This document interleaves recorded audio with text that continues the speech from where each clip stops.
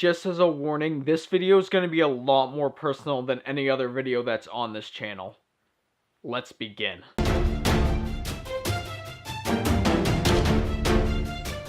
So The Glass Castle is an adaptation of the memoir written by Jeannette Walls about her ludicrously crazy upbringing, traveling from place to place, not staying in one place for very long, and dealing with her alcoholic but caring father, her crazy mother, and how Janet would eventually become as an adult. This movie flattened me, and it was not just because of the performances. Brie Larson, Woody Harrelson, Naomi Watts, and everybody else in this film give such heartbreaking performances that I was in tears for a majority of the runtime. But it's because of how this story connected with me.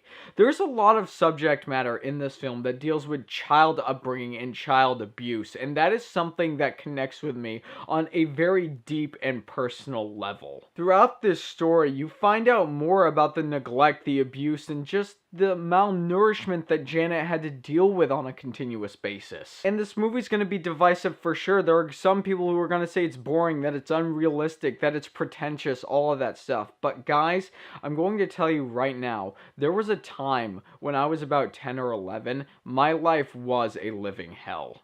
There was a point in time where I was taken away from the people I loved most, where I wasn't fed on a regular basis. There was no food in the place I was staying. I slept in a flea-bitten bed, and I was just fearing for my life on a continuous basis because of the people holding their fists over my head. Day in and day out, for a period of 9 months, it felt like it was just a fight for survival. A fight to find the last scrap of food. A fight to just be out of somebody's anger, to try to survive. And I can tell you this, I don't care what anybody else says about this movie.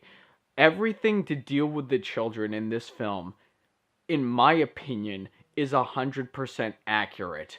Because I experienced that kind of torture, and I will never forget it. This movie took me back in a way no film I've ever seen has. And Rex, played by Woody Harrelson in this film, I can understand where he's coming from too, because he just wants to provide the best life for his children. And Woody Harrelson's performance in this movie is by far my favorite performance Woody Harrelson has ever given. It was heart-wrenching and absolutely brutally realistic. But even though I realize my deep personal connection to this movie, I realize there are some things in it that people will have problems with. There is a lot of time splices in the movie where it starts in the present, then it will continuously go back to the past, and that might get a bit distracting. Also, the movie's about 2 hours long, and it does feel like a very, very long drama, and some people might find it a little melodramatic. As far as I am concerned, however, I think those might be the only problems. But for me,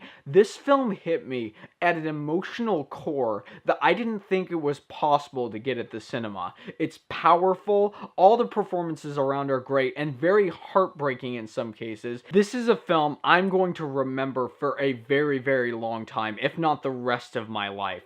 And I'll say that The Glass Castle is a good casual watch.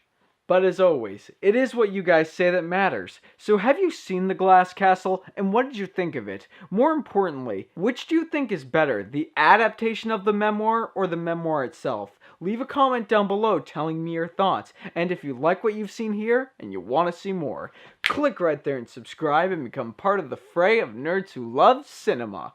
You all have a fantastic day.